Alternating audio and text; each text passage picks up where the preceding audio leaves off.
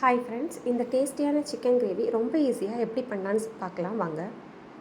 ஒரு கடாயில் எண்ணெய் ஊற்றிக்கோங்க. நான் நல்லெண்ணெய் தான் எடுத்திருக்கேன்.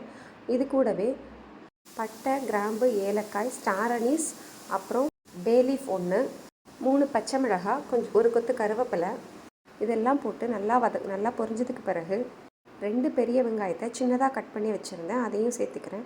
இது எல்லாத்தையும் நல்லா சேர்த்து வதக்கிக்கலாம். வெங்காயம் நல்லா பொன்னிறமாக ஆகிற வரைக்கும் நல்லா வதக்கிக்கோங்க.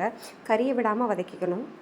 வெங்காயம் ஓரளவு வதங்கினதுக்கு பிறகு இதில் 1 டேபிள் ஸ்பூன் இஞ்சி பூண்டு விழுது சேர்த்துக்கிறேன். இதையும் சேர்த்து நல்லா வதக்கிக்கிறேன்.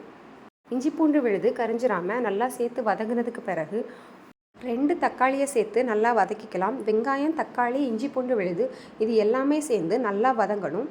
நல்லா குழஞ்சி வர்ற அளவுக்கு வதங்கணும். தக்காளி நல்லா வதங்கி வந்ததுக்கு பிறகு நாம் இதில் தயிர் சேர்த்துக்கலாம். தயிர் சேர்த்ததுக்கு பிறகு இது கொஞ்சம் நல்லா கிரேவி கன்சிஸ்டன்சிக்கு வந்துடும். நான் இப்போ இதில் ஒரு 10 ரூபா தயிர் பேக்கெட் மட்டும் சேர்த்துக்கிறேன். நீங்கள் வீட்டில் வச்சுருக்கிற தயிர் அப்படின்னா ஒரு 1/2 கப் தயிர் மட்டும் போதும். தயிர் நல்லா சேர்த்ததுக்கு பிறகு நல்லா ஒரு வாட்டி நல்லா கிளறி விட்டுக்கோங்க. கிளறி விட்டுட்டு நான் இதில் புதினா சேர்த்துக்கிறேன். புதினாவும் கொத்தமல்லியும் சேர்த்துக்கலாம். இது நல்லா வாசனை கொடுக்கும். இது கூடவே ஒரு 1/2 ஸ்பூன் நான் உப்பு சேர்த்துக்கிறேன்.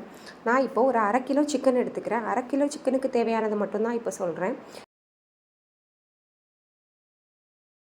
இப்போ நான் 1/2 கிலோ சிக்கனை நல்லா க்ளீன் பண்ணி வச்சுருக்கிறேன். இந்த சிக்கனை நம்ம ஏற்கனவே வதக்கி வச்சுருக்கிற கிரேவியோடு சேர்த்துடலாம். நான் சிக்கன் கூடவே இந்த மேகி ஸ்டாக்கும் சேர்த்துக்கிறேன். உங்ககிட்ட இந்த மேகி சிக்கன் ஸ்டாக் இல்லைன்னா நீங்கள் சேர்த்துக்க வேண்டாம். இது சேர்த்தா இன்னும் கொஞ்சம் சுவையை கூட்டும்.